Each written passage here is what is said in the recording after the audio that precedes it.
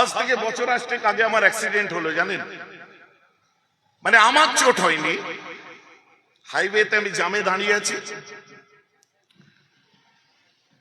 আমার গাড়িতে ওই ঠান্ডা মেশিনটা চলছিল, গাড়ি স্টার্টে ছিল, বাঁদিকে একটা ওই মারুতি কোম্পানির গাড়ি হয় না, অল্টো গাড়ি, নতুন একদম ব্র্যান্ড নিউ দাঁড়িয়ে আছে, পিছনে আমার এক সঙ্গী আছেন, ডাইভারশন ভেঙে দেখি একটা লরি এরকম উঁচু হয়ে উড়ে আসছে, লাইক আ হান্টিং লায়ন।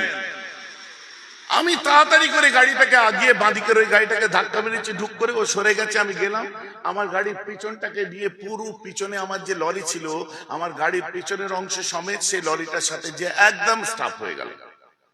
দুটো ড্রাইভারই খুব কঠিন অবস্থা। সাইড দিয়ে ওই গাড়িটাও আগিয়ে নিয়ে গেল, আমিও আগিয়ে গেলাম পিছন পিছন। বিচ্ছিরি ব্যাপার। আমার এই হালকা হাতেটাতে একটু মানে ওই ঝটকিতে চোট লেগেছিল। কিছুটা দূর আগে যে ড্রাইভারটা নেমে এসে আমাকে বিরাট তম্বি করতে আরম্ভ করলো, আমার নতুন গাড়ি আপনি ধাক্কা মারলেন ইচ্ছা করে। ভাই আমার গাড়িটা দেখ, আমারটা দেখ, তুমি এত রেগে যাচ্ছ কেন? আমি তোমার গাড়ি সারিয়ে দেবো। বুঝলেন, আমার অরিজিনালিটি নষ্ট হলো। আমি যে কালকে সকালে জালান কমপ্লেক্স খুলবে, আমি যাব, যে আমি তোমার গাড়িটা নিয়ে আমি তোমায় নতুন গাড়ি দিয়ে দেবো, ঝামেলা আছে। এই কথাবার্তা হচ্ছে, আমি বলছি, আমার ভেতর থেকে বলতে খুব ভালো লাগছে বুঝলেন। একজন মা নেমে এলেন, ভদ্র মহিলা, কোমরে আপনার ওই একটা ইয়ে চাবির যে একটা ইয়ে হয় না, রূপোর না কিছু হবে, সিলভারের, কি সুন্দর আপনার সাদা আর লাল পাড়ের সাদা শাড়ি, কপালে মোটা সিঁদুর, হাতে আপনার ওই শাখা পলা। উনি নেমে আসলেন, আসার পরে আমার দিকে তাকিয়ে হাসলেন। ঠিক আছে, আপনাকে চোট লাগেনি তো? আমার অটোমেটিক মুখ দিয়ে বেরিয়ে গেছে, না মা। তুমি আমার দিকে এইভাবে দেখলে, আপনার কোথায় বাড়ি? বলছে ম্যাডাম দেখুন আমার গাড়িটা কি করলো, দেখুন ধাক্কা মেরে। বলছে চুপ করো, দেখলে না ওনার তো প্রাণ চলে যেত আর একটু হলে। বলে আমার হাত দিয়ে তখন হালকা একটু একটু ওই লালচে লালচে মানে ওই রক্ত জমা টাইপের হয় না, হাতের দিকে আমি এইভাবে হাতটা রেখে করছি। আপনার হাত দিয়ে তো রক্ত বার হচ্ছে।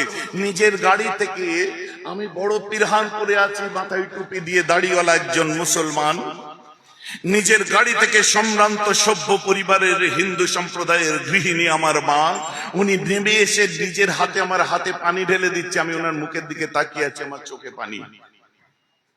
কোথায় বাড়ি আপনার? একদম হাকিকত বলছে, বাস্তব ঘটনা।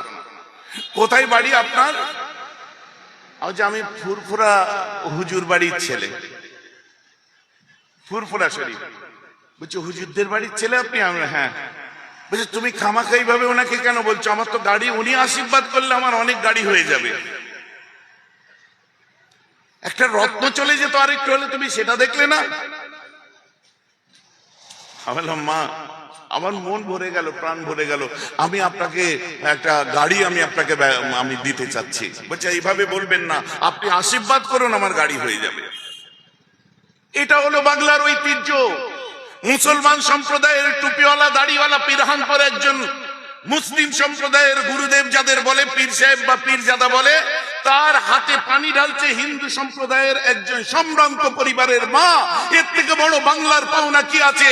এই ঐতিহ্য যতই চেষ্টা করা হোক নষ্ট হতে পারে না। একদম শিকড় পর্যন্ত মিলে আছে। অনেকে আমার সাথে তর্ক করে, আমি বলি শোন, এসব তর্ক করার জিনিস না। আত্মিক ব্যাপার, অভ্যন্তরীণ ব্যাপার, সুফিজম কি জিনিস বোঝো। আমরা লাদেনের ধর্ম করি না, আমরা মাসুদ আজহারের ধর্ম করি না, আমরা কি বলে জিন্নাত ধর্ম করি না। আমরা যে ধর্মটা করি মুহাম্মদ সাল্লাল্লাহু আলাইহি ওয়াসাল্লামের ধর্ম করি, যিনি একমাত্র পৃথিবীর বুকে মানব প্রেম, মানবতা, নৈতিকতা, মূল্যবোধ ছাড়া মানুষকে অন্য শিক্ষা দেয় না। অতএব রাসূল মানে মুহাম্মদ সাল্লাল্লাহু আলাইহি ওয়াসাল্লাম মানে দয়ার প্রতীক। জোরে বলুন সুবহানাল্লাহ। এই যে আমার কথা বোঝা যাচ্ছে তো নাকি? আমি এইসব উপমা দিলে অনেক দিতে পারি। দরবার শরীফে যে আপনারা দেখে এসেছেন, ওখানে কোন রকমের জাতপাত চলে না। ওখানে একটা জিনিস, আরে বাবা একটু উপরে উঠুন, সামান্য বিএ পাস করে ফেলেছেন মানে অনেক বড় শিক্ষিত হয়েছেন না। এমএ পাস করেছেন মানে অনেক বড় শিক্ষিত হয়েছেন না। যখন মাস্টার্স কমপ্লিট করা হয় মেজো হুজুরের কাছে গেলে উনি বলেন, বাবা এই মাস্টার্স কমপ্লিট, টাইটেল পাস করেছো, এই তো কিতাবের আলমারির চাবি খোলা হয়েছে, এখন কিতাব বার করাও বাকি, পড়াও বাকি। তো মাস্টার্স কমপ্লিট করে আপনার লাভ কি আছে?